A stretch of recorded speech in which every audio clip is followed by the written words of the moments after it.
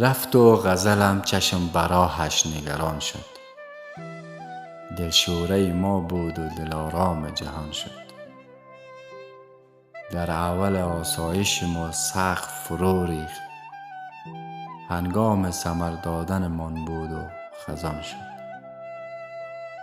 زخم به گل کهنه ما کاشت خداوند. اینجا که رسیدیم همان زخم دهان شد.